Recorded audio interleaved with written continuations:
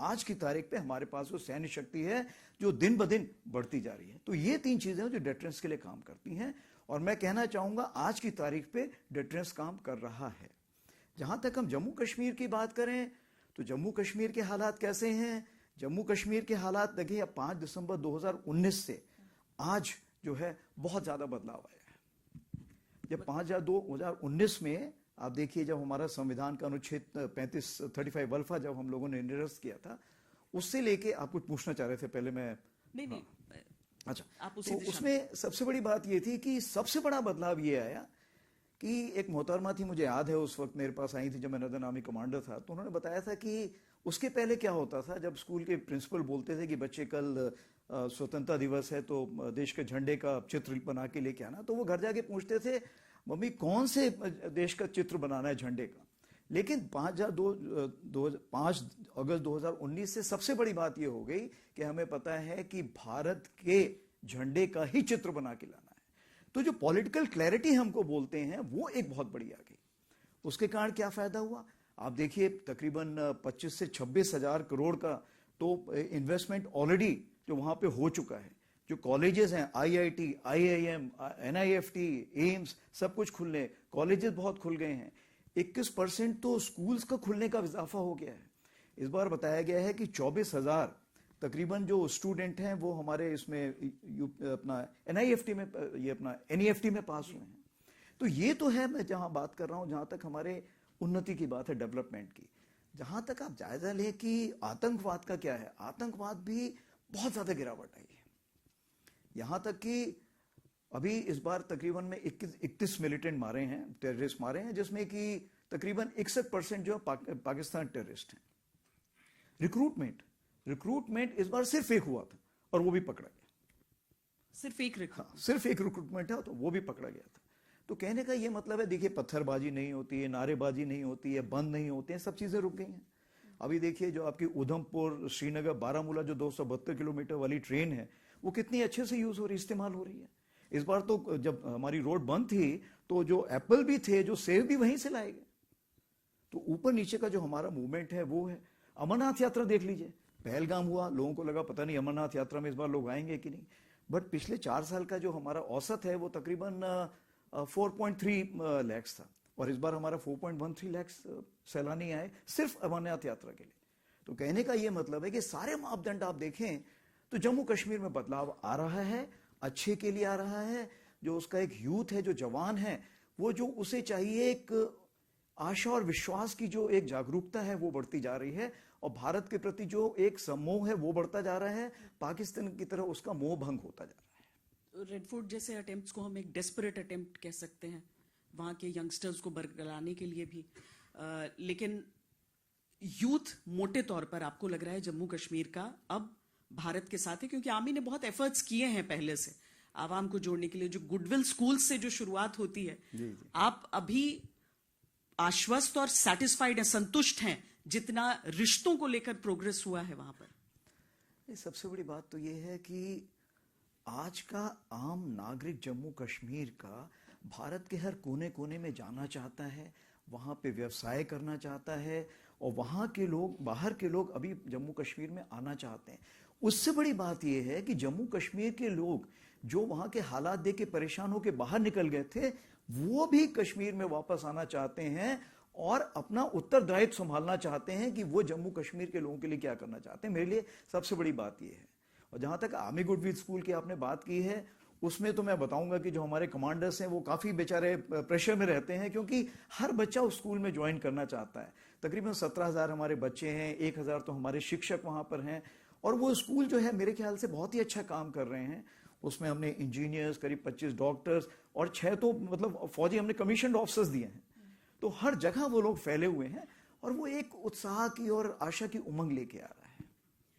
Sir, एक दूसरी सीमा की तरफ मैं ले जाना चाहूंगी आपको। भारत और चीन के बीच जो लाइन ऑफ एक्चुअल कंट्रोल है, कोविड के बाद से लंबा समय हो गया।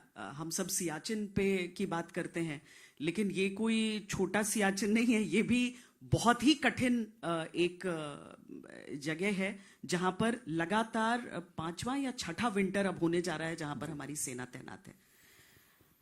क्या जो भारत और चीन के बीच एक हम कूटनीतिक स्तर पर रिश्ते बेहतर होते देख रहे हैं, और क्या हम जो जैसे अभी भी प्रधानमंत्री नरेंद्र मोदी और चीनी राष्ट्रपति जिनपिंग के बीच एक मुलाकात हुई, उन सारी चीजों के मद्देनजर क्या वाकई जो एक्चुअल सिचुएशन है ग्राउंड पे वो चेंज कर रही है? इसके बारे में मैं ये कहना चाहूंगा कि पिछले एक साल से बहुत ज्यादा बदलाव आया है। मतलब अक्टूबर 2024 से लेके आज की तारीख तक हमारे रिश्तों में काफी सुधार आया है। सुधार इसलिए आया है क्योंकि जो हमारे पॉलिटिकल लीडर्स हैं उनके बीच काफी बातचीत हुई, और दोनों का यह संशय रहा कि हम किसी तरह वहां पे जितनी नॉर्मेल्सी ले आएंगे उससे हम दोनों देशों का फायदा है। आप देखिए 21 अक्टूबर पिछले साल जब हमारे ईस्टर्न लद्दाख में जो समझौता हुआ था LAC के ऊपर, उससे कितना फायदा हुआ। कजान में इसलिए 24 तारीख को जो दोनों की मुलाकात हुई हमारे प्राइम मिनिस्टर की और प्रेसिडेंट शी जिनपिंग की, वो पिछले साल अक्टूबर में हुई। और देखिए इस बार जो हमारी सितंबर में हुई, जब ये यहाँ गए थे अपनी SCO मीटिंग के लिए गए थे, तो इसमें भी बातचीत यही हुई कि सबसे पहले हमें डायलॉग करना चाहिए, यानी बातचीत करनी चाहिए, और हमें कॉन्फ्लिक्ट रेजोल्यूशन ढूंढना है, यानी कोई हल ढूंढना है कि ये जो संघर्ष हमारा हुआ है इसका क्या हल मिल सकता है। तो जब वहां से पॉलिटिकल डायरेक्शन क्लियर होते हैं तो हर जगह फायदा होता है। आप देखिए हमारे विदेश मंत्री तो मिलते ही रहते हैं, हमारे जो SR मीटिंग जिसको बोलते हैं, जो NSA साहब हमारे उनके विदेश मंत्री के साथ करते हैं, मांगी के साथ, उन्होंने पहले 18 दिसंबर को की, उसके बाद अभी उन्होंने 18-19 अगस्त को किया, तो उसमें कोई चीजें मसले सुलझ के आए। उसी प्रकार से हमारा देखिए रक्षा मंत्री जी वो जून में गए, जब जून में गए तो उन्होंने बल्कि वहां के जो डिफेंस मिनिस्टर थे, रक्षा मंत्री, उनसे बोला देखिए जी अभी वक्त आ गया है कि हमें डिसाइड करना है कि बर्फ पिघलनी चाहिए ना पिघलनी चाहिए, एक डिसीजन लेना चाहिए। और उसके बाद जब अभी वो बैठे हुए थे ADMM प्लस में 1 नवंबर को, जब वो मलेशिया में थे, तो दोनों साथ में बैठे हुए थे और दोनों ने यही एक हल निकाला कि मेरे ख्याल से जितनी ज्यादा बॉर्डर पे बातचीत होगी उतना हमें हल मिलेगा। लेकिन मुझे याद है मैं विदेश मंत्री से एक इंटरव्यू कर रही थी और मैंने कॉम्प्लीमेंट किया कि भारत की डिप्लोमेसी किस तरीके से बदली है। उन्होंने कहा कि अगर सरहद पर बैठी हमारी सेना उतनी मजबूत नहीं होती तो हमारी डिप्लोमेसी ऐसी नहीं हो सकती थी। मुझे वो प्लेटफॉर्म नहीं मिलता बात करने के लिए, और इसीलिए मैं उस डिफेंस डिप्लोमेसी की आपसे बात पूछना चाहती हूँ कि जो एक हार्ड पावर डिप्लोमेसी है वो कितनी प्रभावशाली होती है। देखिए सबसे पहले चूंकि आपने श्री जयशंकर जी की बात की, विदेश मंत्री जी की, वो पिछले अक्टूबर में हमारे पास आए थे और उन्होंने सारे आर्मी कमांडर्स को एड्रेस किया था।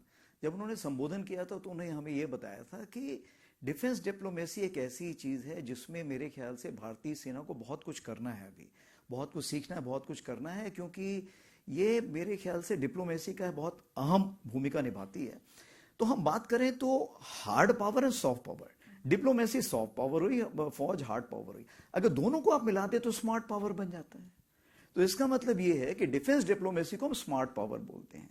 और जैसे डेटरेंस वैल्यू तो आपको पता ही है, लेकिन हम एक डिप्लोमेसी के ढंग से देखें तो बहुत हमारे दायरे बढ़ते हैं। कैसे दायरे बढ़ते हैं? कहने का ये मतलब है कि हम सबसे पहले जब दो देशों के बीच में अगर डिप्लोमेटिक रिलेशंस हैं, उसमें मिलिट्री अगर आ जाती है, तो हमारे रक्षा मंत्री जी कहते हैं संगीत और सेना ये दो ऐसे हैं जो सारे विश्व में एक दूसरे की भाषा समझते हैं। संगीत के लिए आपको भाषा समझने की जरूरत नहीं, मिलिट्री को आपस में बातचीत करने की भाषा की जरूरत नहीं है। तो ये एक ऐसी चीज है कि जब हम किसी भी देश में जाते हैं, जैसे मिलिट्री उससे मिलते हैं, हम दोनों एक दूसरे से वार्तालाप कर सकते हैं, एक दूसरे को समझ सकते हैं। तो आपसी जो विश्वास होता है वो एक बढ़ने लगता है। जब आपसी विश्वास बढ़ने लगता है तो आप देखेंगे कि दोनों में क्लोज कॉपरेशन शुरू हो जाता है, चाहे वो एक्सपोर्ट इंपोर्ट का हो, या ट्रेनिंग के ऊपर हो, या टेक्निकल एक्सचेंज का हो, सब्जेक्ट मैटर एक्सपर्ट का हो, और किसी भी तरह की बातचीत हो, ट्रेनिंग का हो, या हम एक्सरसाइजेस जो करते हैं, और जरूरत पड़ने पे इवन यूनाइटेड नेशंस में जो हमने साथ में काम करना है उसके लिए भी हम काफी आगे बढ़ सकते हैं। तो उसको हम अगर चाइना के संदर्भ में रखते हुए देखें और वहां पर बदले हुए और बदलते हुए हालात देखें, आगे का रास्ता क्या देख रहे हैं? अब यहां से कैसे कंप्लीट नॉर्मलसी हो सकती है और क्या उसकी दिशा में हम बढ़ चुके हैं? अगर आप देखें पिछले एक साल में तकरीबन जो ग्राउंड लेवल पे इंटरेक्शन है, हमने 1100 इंटरेक्शन किए हैं, यानी हर दिन 3 इंटरेक्शंस तकरीबन हुए हैं। तो इसका मतलब ये है जो हमारी बातचीत है ग्राउंड लेवल पे, अभी पहले क्या होता था कि सिर्फ कोर कमांडर लेवल पे होती थी, अभी हमने उसको battalion commander, company commander level तक ले आए, ग्राउंड कमांडर तक ले आए हैं। तो उसका क्या फायदा है कि जो बहुत सारी चीजें हैं जिसको अगर हम ऊपर लेवल पे जाएंगे तो फाइलों में फंसती जाएंगी, लेकिन नीचे लेवल पे हम चाहेंगे तो वो हमेशा सुलझ जाएगी। तो हमारी कोशिश यही है कि हम बात का बतरंग न बनने दें, जितनी चीजें ग्राउंड लेवल पे सुलझा सके। लेकिन जो मेजर डिसीजंस हैं वो अभी भी जो हमारे हाई लेवल पे ही लिए जाएंगे। तो सबसे बड़ी चीज ये हो रही है कि जो हम लोगों का जो सोल्यूशंस है वो हम ग्राउंड पे ढूंढ रहे हैं। उससे क्या हुआ है कि दोनों साइड पे एक लचीलापन आ रहा है बातचीत करने में। दोनों साइड को चूंकि ऊपर की तरफ से भी डायरेक्शंस है कि भाई बातचीत में जितना सॉल्व कर सकते हो, जितना आप सोल्यूशन ढूंढ सकते हो, उतना ढूंढने की कोशिश करो। तो उदाहरण के तौर पे मान लीजिए उन्होंने कुछ कंस्ट्रक्शन करना है, कोई भी ऐसी कार्रवाई करनी, तो हमको पहले बताते हैं। पहले क्या होता था, वो नहीं बताते थे, हम दोनों में किसी प्रकार की बातचीत हो जाती थी, गर्मा गर्मी हो जाती। आजकल वो नहीं होता है। कुछ बनाया भी, हमने उनको बोला कि कृपया इसको हटाइए, ये उचित नहीं है, वो उसी टाइम हटा लेते हैं। तो एक कहना चाहिए जो ग्राउंड का कॉपरेशन है वो बहुत अच्छा है। अभी जैसे हम बात करें कि डिसएंगेजमेंट टू से डिसएंगेजमेंट काफी तक हो गया है। उसके बाद जब बाउंड्री लिमिटेशन और जो बाकी बातें करेंगे तो उसमें क्या होगा, हमें बहुत फायदा होगा आगे आने वाले दिनों में। तो एक WMCC करके एक ऑर्गेनाइजेशन रखते हैं जिसमें ज्वाइंट सेक्रेटरी विदेश मंत्रालय के उसको हेड करते हैं, working mechanism for consultation and coordination. उसमें हमारे आर्मी के भी नुमाइंदे होते हैं। तो उन्होंने 2 ग्रुप अभी बनाए हैं, एक एक्सपर्ट ग्रुप है और एक वर्किंग ग्रुप है। तो ये दोनों जो ग्रुप है हमें आगे का रास्ता बताएंगे कि कैसे हम बाउंड्री प्रॉब्लम्स को, ये सीमा की जितनी परेशानी है उसको कैसे दूर कर सकते हैं, और जो वो मार्गदर्शन देंगे उसके हिसाब से हम आगे बढ़ते जाएंगे। सर, अब जम्मू कश्मीर की बात हमने की, लद्दाख की बात की, अब मैं पूर्वोत्तर की तरफ जाना चाहती हूँ, क्योंकि मणिपुर के जो हालात हैं उसमें कोई बहुत पॉजिटिव सुधार नहीं दिखता है। क्या कारण आपके अनुसार? मैं पॉलिटिकल नहीं जानना चाहती हूं आपसे, लेकिन चूंकि जब पॉलिटिक्स के केंद्र में नहीं भी थी मणिपुर की चर्चा, तब भी सेना वहां पर हैंड होल्डिंग करती हुई दिखती थी। जहां तक मणिपुर का सवाल है, सबसे पहले तो जब ये मई 2023 में जो हादसे हुए थे, आपको पता है, उससे मुझे भी बहुत आंतरिक दुख हुआ था, क्योंकि मैंने खुद मणिपुर में काम किया हुआ है। तो मुझे बड़ा दुख लगा कि इतना सुंदर प्रदेश, जो कि मतलब मेरे लिए तो एक स्वर्ग की तरह था, और किस हालात में है। परंतु जब हमारा फरवरी 2025 में जब से राष्ट्रपति शासन लागू हुआ, तब से क्या हुआ, थोड़ा सा आप देखेंगे कि लोगों में आपसी विश्वास और सरकार के प्रति विश्वास बढ़ने लगा। तो उससे आज की तारीख पे अगर आप देखें तो बहुत ज्यादा बदलाव आ गए हैं। आप देखिए शिरोय लिली, जो एक उखरूल में जो मनाया गया एक फेस्टिवल, उसमें सब उसके लोग थे, सब तरह के लोग थे। उसी प्रकार से डूरंड कप 2-3 साल बाद आया। मैं खुद 31 जुलाई को वहां पे गया था डूरंड कप अटेंड करने, और भीड़ इतनी थी कि संभाली नहीं जा रही थी। और जो हमारे DGP साहब थे वो फुटबॉल मैच कम देख रहे थे, बाहर की भीड़ को संभालने में ज्यादा लगे थे। तो कहने का ये मतलब है कि मणिपुर के जो उमंग वाले दिन थे, जो आशावादी दिन थे, वो वापस आ रहे हैं। और उसके बाद जो हमारे सितंबर में जब हमारे प्राइम मिनिस्टर जी गए, उन्होंने भी बोला कि मणिपुर तो एक भारत का रत्न है। तो ये जो बातें हो रही हैं, इससे क्या है, वहां के लोगों में विश्वास वापस आ रहा है। और अगर सब ठीक रहा तो कुछ दिनों में मेरे ख्याल से राष्ट्रपति महोदया भी वहां विजिट करेंगे। जहां तक सवाल है कि वहां पे वॉयलेंस लेवल आज की तारीख पे क्या है, जो 2023 में जो मापदंड थे और जो आज के मापदंड है, बिल्कुल बदली हो गए। वहां पे 2023 में थोड़ा पुलिस भी परेशान थी, लोग भी चिंतित थे। सो मान लीजिए जैसे हम 28 तकरीबन लोगों को अरेस्ट करते थे महीने में, आज की तारीख पे वो 88 हो गए। जो आपको पता है कि वेपन्स कितने वहां पे लूटे गए थे, तकरीबन हम 2023-24 में 200 तकरीबन औसतन वेपन हम रिकवर करते थे पर मंथ। आज की तारीख पे 400 करने लगे हैं। जो इंसिडेंट हैं वो तो बिल्कुल मतलब 7 से 8 इंसिडेंट पर माह रह गए, जो बहुत कम हो गए हैं। तो ओवरऑल अगर देखा जाए तो बदलाव आ रहे हैं। बदलाव अभी और भी आएंगे। जब आप देखेंगे ट्रेन जो हमारी है, जब तो इम्फाल तक आएगी, तो वो बदलाव धीरे धीरे और बढ़ते जाएंगे। तो मुझे लग रहा है कि आगे आने वाले दिनों में अगर वहां पे लोग आपस में बैठें, समुदाय के लोग आपस में बैठें और खुद एक सोल्यूशन निकालना चाहेंगे, तो मेरे ख्याल से बदलाव जल्दी आएगा। क्या नॉर्थ ईस्ट से जिन देशों की सीमाएं लगती हैं, चाहे वो म्यांमार हो गया या फिर आपका बांग्लादेश हो गया, वहां की परिस्थितियां भी चिंताजनक हैं हमारे लिए? जी हाँ, ये तो होता ही है कि सीमा पार अगर कुछ भी हो रहा है तो हमारे पार भी असर पड़ता है। दूसरा, पड़ोसी देश में अगर किसी प्रकार की इंस्टेबिलिटी है तो उसमें हम लोगों को उसका असर पड़ता है। और हम जिम्मेवार देश होने के कारण हमारा ये भी हक बनता है और फर्ज बनता है कि अगर उसको किसी प्रकार की मदद की जरूरत है तो वो भी हम दें। तो सबसे पहले हम देखते हैं म्यांमार जैसे आपको पता है कि वहां पे कुछ लड़ाइयां हुई थी, आपस में कुछ मनमुटाव हुए थे, तो बहुत शरणार्थी जो थे भारत की तरफ आए थे। तकरीबन मेरे ख्याल से 43,000 या 44,000 जो शरणार्थी अभी भी भारत की तरफ हैं, मिजोरम में हैं, मणिपुर में हैं, ये लोग बैठे हुए हैं।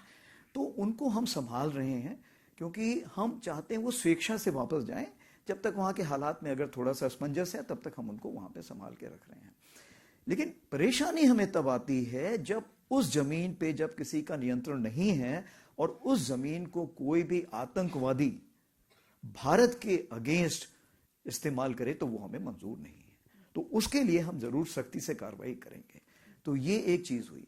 दूसरी बात ये है कि जो हमारे लोग वहां पे रह रहे हैं, जो हमारा ट्रेड है, क्योंकि आप देखिए हम क्या बात करते थे, हम सोचते थे लुक ईस्ट से हम एक्ट ईस्ट में आ गए। तो एक्ट ईस्ट में क्यों आए? क्योंकि हम म्यांमार से बहुत ज्यादा अपने संबंध बढ़ाना चाहते थे। संबंध हमारे बढ़े हुए हैं, लेकिन इन्हीं रुकावटों के कारण हम उसको एक अमली जामा नहीं दे पा रहे हैं। यानी जो इकोनॉमिक डेवलपमेंट है, जो बाकी चीजें, उसमें हम उसको डेवलप नहीं कर पा रहे हैं। तो हमारी कोशिश यही है कि म्यांमार के साथ मिलकर हम जितनी जल्दी इन मामलों को सुलझा पाएं, मेरे ख्याल से दोनों देशों के लिए अच्छा होगा।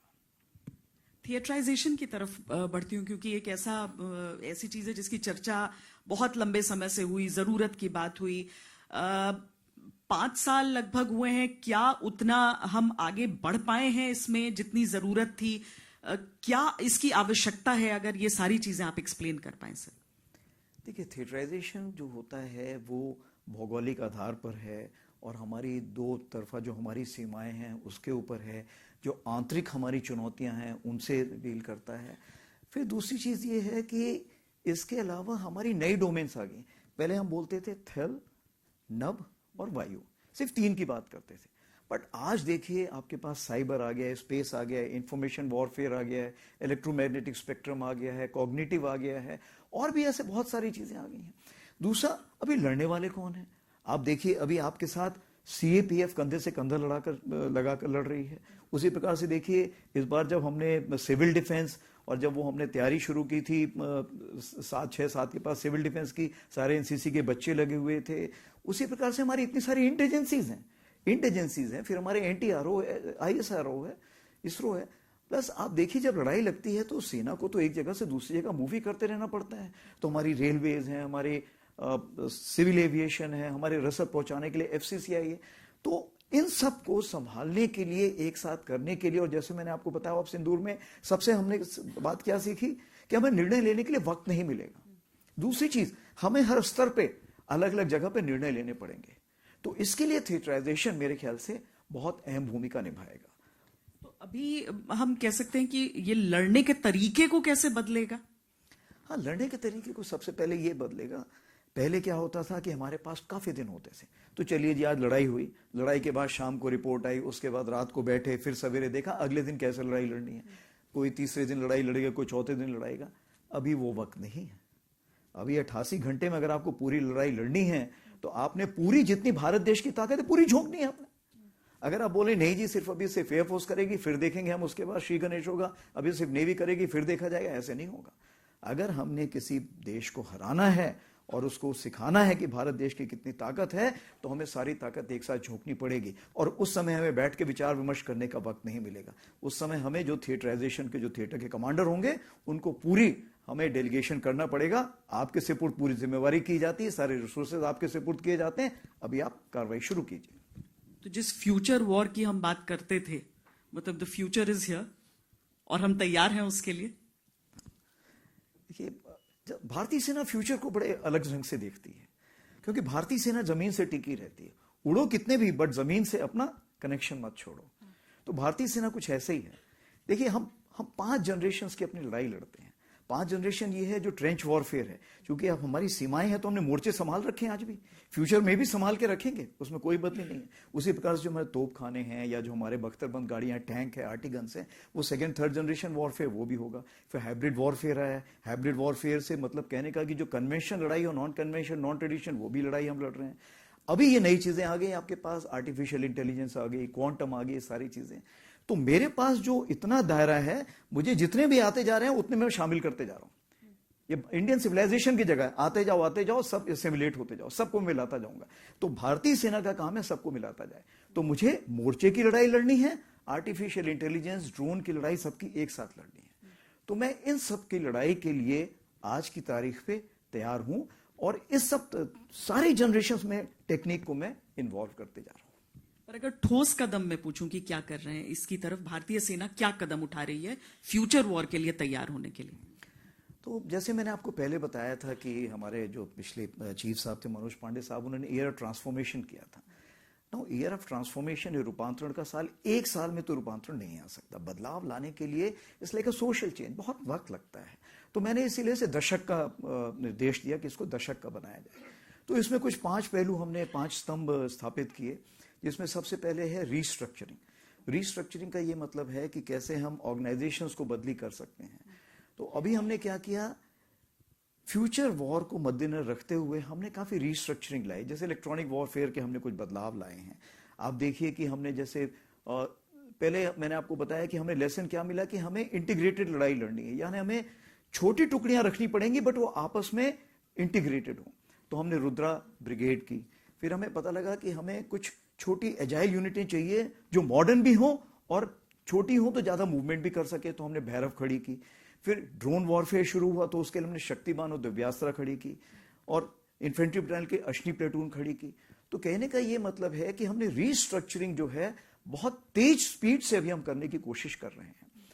और जहां तक हमारा मॉडर्नाइजेशन का प्लान है, मॉडर्नाइजेशन में तो मैं ये कहना चाहूंगा कि जैसे हमारे अभी हमें पता है कि हमारे ऑपरेशन वॉइड्स क्या हैं, लेकिन ऑपरेशन वॉइड्स आप लंबे समय के ऑर्डर्स नहीं दे सकते। क्यों? क्योंकि टेक्नोलॉजी बदलती रहती है।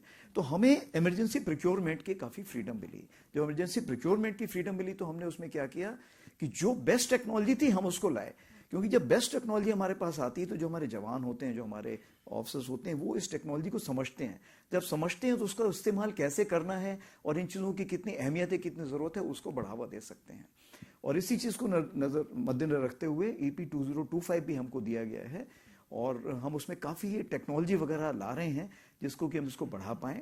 और जहां तक ह्यूमन रिसोर्स का सवाल है, ह्यूमन रिसोर्स को टेक्नोलॉजी और ह्यूमन रिसोर्स को हमें मिलाना पड़ेगा। उसको हम बहुत हद तक, काफी हद तक हम उसमें बढ़ावा कर चुके हैं।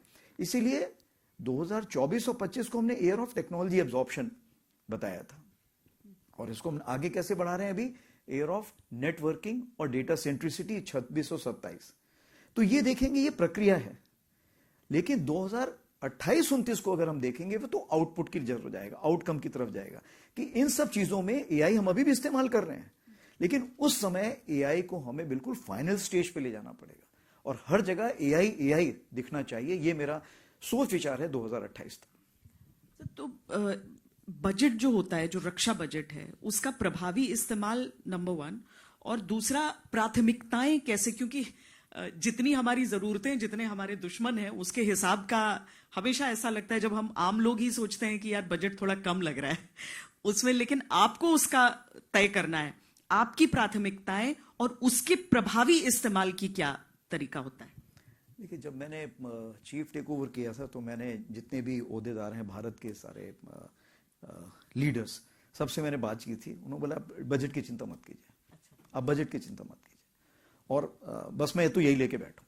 और आप देखिए 2024-25 में हमें करीब मेरे ख्याल से 22,000 या कुछ बजट दिया गया था कैपिटल प्रोक्योरमेंट के लिए। हमने 28-29,000 किया, पैसे मिले, कोई परेशानी नहीं आई। अब रेवेन्यू बजट में हमें फाइनेंस मिनिस्टर जी ने 10,000 की जगह 20,000 करोड़ दिया, कोई प्रॉब्लम नहीं है। तो कहने का ये मतलब है कि देखिए, बजट आप इस्तेमाल कर सकते हैं, बट क्या सही चीज के लिए कर रहे हैं, सही मायने के लिए कर रहे हैं? क्या जो हमारा सरकार का एक मुद्दा है आत्मनिर्भरता, क्या उसके लिए कर रहे हैं? तो इन चीजों को मद्देनजर रखते हुए क्या चाहिए, आपके पास सबसे बड़ी चीज ये होनी चाहिए, फौज के पास काबिलियत होनी चाहिए उसको एब्जॉर्ब करने के लिए।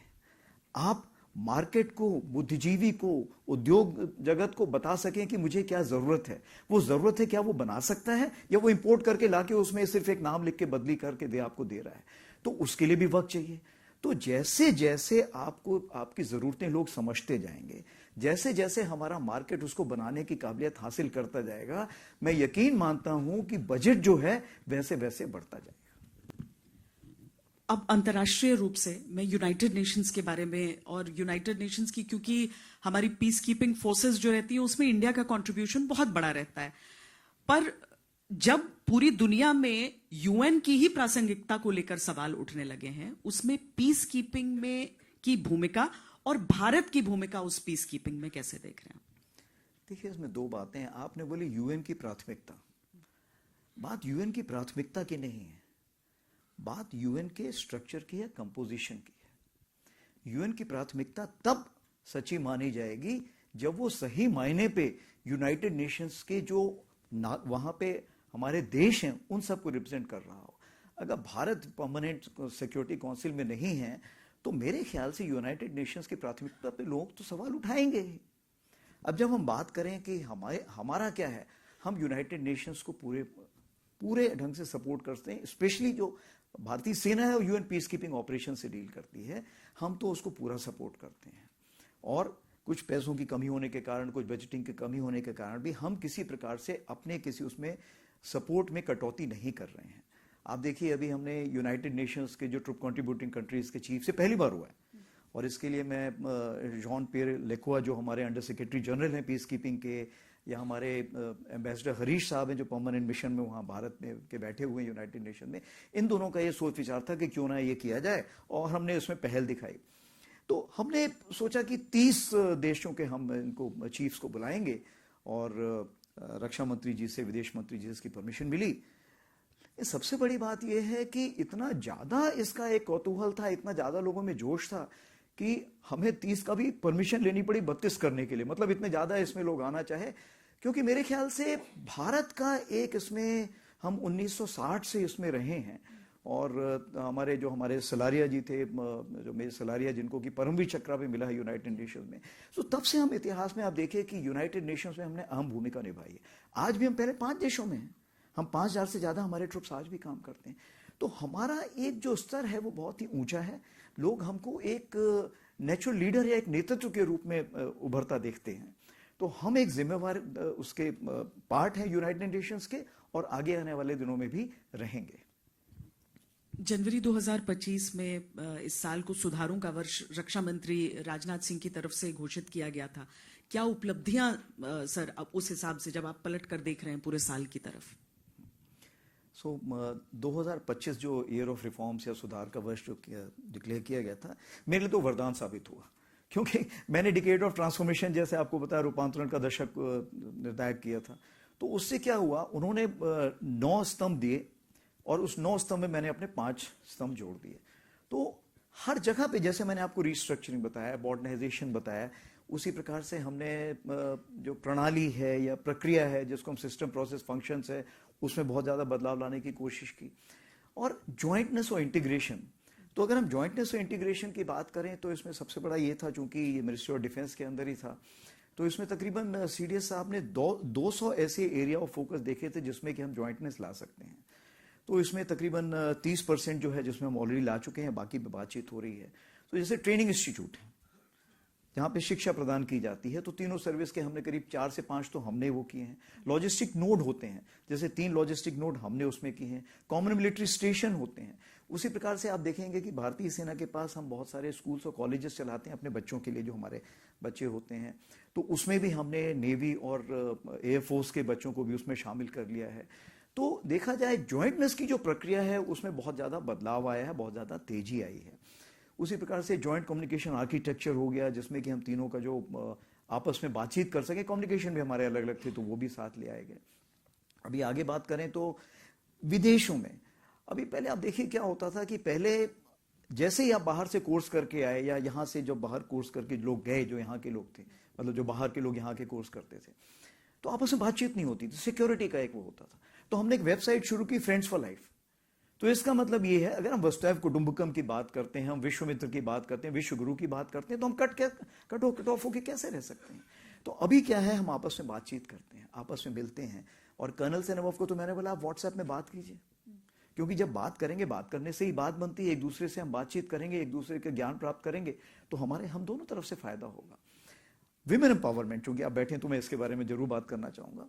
विमेन एम्पावरमेंट के ऊपर हमने बहुत ज़्यादा जोर दिया है, और 88 ऑफिसर से आज की तारीख पे विमेन ऑफिसर्स मैंने 140 करीब कर दिए हैं। सैनिक स्कूलों में, राष्ट्रीय मिलिट्री स्कूल में करीब 1300 कैडेट्स हमने कर दिए हैं, फीमेल कैडेट्स कर दिए हैं। उसी प्रकार से देखा जाए जो टेरिटोरियल आर्मी में आपने कल मेरे ख्याल से न्यूज़पेपर में देखा होगा, उसमें भी हमने बोला है कि विमेन इनटेक होना चाहिए। और एजुकेशन कोर, हमने एजुकेशन कोर अपना पूरा ट्रांसफॉर्म कर दिया, उसमें भी हम कर रहे हैं। फिर जहां फिजिकल ट्रेनिंग होती थी, फिजिकल ट्रेनिंग फीमेल्स के अलग टेस्ट होंगे, मेल्स के अलग टेस्ट होंगे, वो सारे मैंने कॉमन कर दिए भी। मतलब कहने का कि आर्मी ने कॉमन कर दिए। और अभी हम कॉम्प्रिहेंसिव फिजिकल टेस्ट 26 CPT 26 हमने उसका नामांकन किया है। तो अभी हम वो भी टेस्ट वापस ले आए। हाँ, चूंकि मेडिकल अथॉरिटीज बोलती हैं और अभी जो हमारे फीमेल मेंबर्स थी वो भी बोलती हैं कि अभी आप फिजिकल स्टैंडर्ड में थोड़ा डिफरेंस रखिए, तो अभी मेरे को मजबूरन रखने पड़ रहे हैं। क्योंकि मैं तो जो लीडर हैं फीमेल लीडर, मैं तो काली माता का रूप देखता हूँ हमेशा कि ऐसा लीडर होना चाहिए। तो उसमें थोड़ा वक्त लगेगा मे बी, बट कोशिश यही है कि मैं उसमें बदलाव ला सकूं। उसी प्रकार से और भी बहुत सारी चीजें हैं, जैसे कि आप देखिए डिजिटाइजेशन, ऑटोमेशन।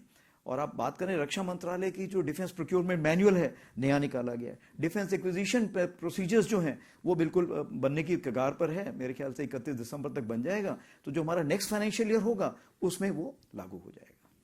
सर, इस साल एक और चीज की बहुत चर्चा रही, वो रहा जेन जी। जेन जी जब हम बात करते हैं तो वो हमने नेपाल में भी देखा कि वो अपनी फौज को उन्होंने सुना जब स्थितियां काबू से बाहर हो गई थी। लेकिन भारत का जो जेन जी है, हालांकि सेना में भी बहुत जल्दी वो भी पहुंच जाएंगे, अगर है नहीं तो जेन जी, जेन अल्फा, इन सब की चर्चा बहुत होती है। आप उस जेन जी को क्या संदेश देंगे, क्योंकि उनका राष्ट्र निर्माण में एक बहुत बड़ा योगदान होता है? देखिए, मैं तो ये बोलना चाहूंगा कि ये जो युवा शब्द आपने बताया ना, ये मेरे ख्याल से मानसिक स्थिति है। ठीक है, ये मानसिक स्थिति मानता हूं मैं, क्योंकि मेरे बाद जितने भी यहाँ पे सब बैठे हुए हैं जनरेशन एक्स, मिलेनियम और जी वाले हैं। ठीक है, जनरेशन अल्फा अभी तक नहीं आया, वो स्कूलों में पढ़ रहे हैं। तो ये सारी जो जनरेशन है, इसके लिए मैं सबसे बड़ी चीज ये कहना चाहूंगा कि ये युवा जनरेशन ऐसी है कि सबसे पहले ये सोशली कॉन्शियस है।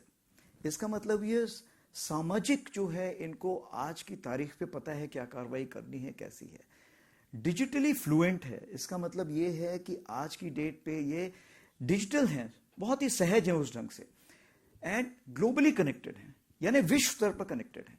अभी आप देखिए मैक्सिको में क्या हो रहा है, आज ही मैंने अखबार में पढ़ा। तो इस जनरेशन को अगर आप सही मार्गदर्शन दें, नेतृत्व दें और सही मौके दें, अवसर दें, तो ये क्या से क्या ना कर सकेगी। ठीक है, और इसीलिए मैं तो ये भी बोलता हूं कि अगर इसको सही मार्गदर्शन और अवसर मिले तो ये 2047 का इंतजार नहीं करेगी, ये विकसित भारत आपको 2037 में लाके दिखा दे। मैं आपको थोड़ा टाइम में पीछे ले जाना चाहती हूँ, उस टाइम के लिए जब आप वो युवा थे जो भारतीय सेना में आ रहे थे। कब आपने पहली बार सोचा कि मैं इंडियन आर्मी में ही जाना चाहता हूँ? ये सवाल तो मैं एक्चुअली बचपन में जब हम कॉपी किताब भी होती थी तो उसमें मैं सोल्जर की फोटो देखता था। फिर उसके बाद जब किताबें भी हम पढ़ते थे तो मुझे याद है कर्नल रंजीत की नॉवेल पढ़ता था जिसमें मेजर बलवंत हीरो होते थे, इब्ने सफी की एक नॉवेल पढ़ता था जिसमें कैप्टन विनोद हीरो होते थे। तो मैं भी कुछ मन में कुछ ऐसा रहा हमेशा बचपन में कि यार आगे करना है तो यही कार्रवाई करनी है। फिर पिताजी ने देखा ये उदंड बालक है तो सैनिक स्कूल में डाल दिया। जब सैनिक स्कूल में डाला तो फिर क्या था, उसके बाद तो फिर वो ऐसे वो जैसे वो एक पाइपलाइन में डाल दिया जाता है, चलते गए। आज पीछे मुड़ के देख रहे हैं 9 साल की उम्र और आज की उम्र में लगता वही कार्रवाई करते जा रहे हैं। और मुझे तो ये भी पता लगा कि आप भी शुरू में फौज ज्वाइन करना चाहती थी, परंतु उस समय मेरे ख्याल से विमेन एंट्री थोड़ी कम थी, कॉम्बैट रूल का चक्कर। और शायद यहाँ पे दर्शकों को पता नहीं होगा कि आपके जो नाना जी थे, दादाजी, वो 10 पैरा के थे, 10 पैरा के ऑनररी कैप्टन थे और उन्होंने हर तरह की लड़ाई पुरानी वाली देखी थी। जी, पर सर अब जब इतनी सारी लड़ाइयाँ चलती हैं, आप इतना स्ट्रेसफुल झेलते हैं, क्योंकि मुझे लगता है कि आपके इस अनुभव से सब समझेंगे उस बात को, 88 घंटे कॉन्सेंट्रेटेड 88 घंटे वो उस समय जब चलिए न्यूज रूम में तो हम सब जितने भी हमारे मीडिया के दोस्त हैं कोई नहीं उस समय सो रहा था, लेकिन हमें वो डिसीजन नहीं लेने थे, हमें बस उसको रिपोर्ट करना था। वो डिसीजन लेते हुए, वो मॉनिटर करते हुए दिमाग कैसे सही दिशा में रहता है? आपका क्या नुस्खा है, क्या फॉर्मूला है? नहीं, मेरा तो सिर्फ फॉर्मूला यही कहना है कि हमेशा आपको शांत रहना चाहिए, जब आप शांत रहेंगे तो आपके पास जो भी चीज आएगी वो आएगी, सम्मिलित हो जाएगी उसमें, और उसके नीचे जो परत है वो परत में आपने क्या कार्रवाई करनी है आप उसके बारे में सोच विचार कर सकते हैं। तो सबसे बड़ी चीज ये है कि आपको सबसे सुनना चाहिए, सबसे जो सबके सुझाव हैं लेने चाहिए। और एक मैं जिम मैटिस साहब ने बोला था, ये डिफेंस सेक्रेटरी भी रहे हैं वहां पे अमेरिका में, कि आप निर्णय 1 मिनट या 10 मिनट में नहीं लेते हैं, आपके पीछे वर्षों का जो एक्सपीरियंस है वो काउंट करता है। तो ये जो मैंने आपको बताया 9 साल से लेके जो अभी तक मैं आया हूं, ये सारा वर्षों का जो एक्सपीरियंस है, इस एक्सपीरियंस को मिलाता हूं, ये जो सिचुएशन आती है और कोई पिछली सिचुएशन उसमें मिला के और निर्णय को कैसे नए ढंग से पेश करना है, लेने में बड़ी आसानी होती है। आप डायरेक्टली अगर उस जेन जी से, उस युवा से जो आज आना चाहता है, क्योंकि सर मैं एक विरोधाभास देखती हूँ, आर्मी का सीधा मतलब होता है आप लोग सोशल मीडिया तो एकदम दूर रहो। क्या नई आर्मी उस चीज को इंटीग्रेट करने के बारे में एक दूसरे तरीके से सोच रही है? जो जेन जी आ रहे होंगे, मुझे लगता है कि सीईओज को भी बड़ी परेशानी होती होगी ये समझने में कि कितना अलाउ करो कितना नहीं करो। क्या ये होता है?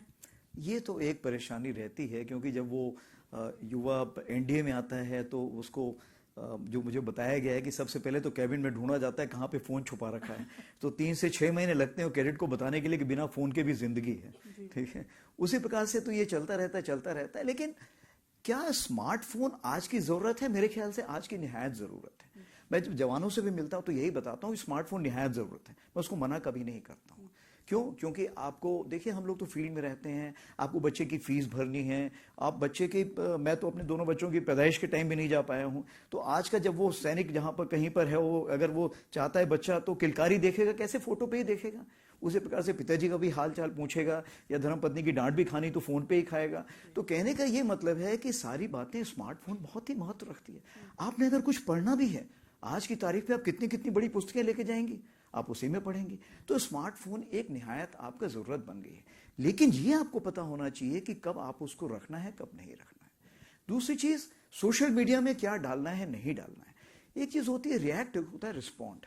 रिएक्ट का ये मतलब है कि आप तुरंत ही उसका त्वरित उत्तर देना चाहते हैं। रिस्पॉन्ड ये मतलब है उसको सोचिए, गंभीरता से विश्लेषण कीजिए और उसके बाद उसका जवाब दीजिए। तो चूंकि हम नहीं चाहते हैं कि इसमें हमारे फौजी भाई पढ़ें, तो हमने इसको बोला है कि हम सिर्फ आपको ट्विटर इस्तेमाल करने देंगे देखने के लिए, आप उसमें जवाब अभी मत दीजिए, जब आप रिटायर हो जाएंगे उसके बाद जवाब दीजिए। तो देखने को आप देख सकते हैं, इसमें कोई किसी प्रकार की परेशानी नहीं है।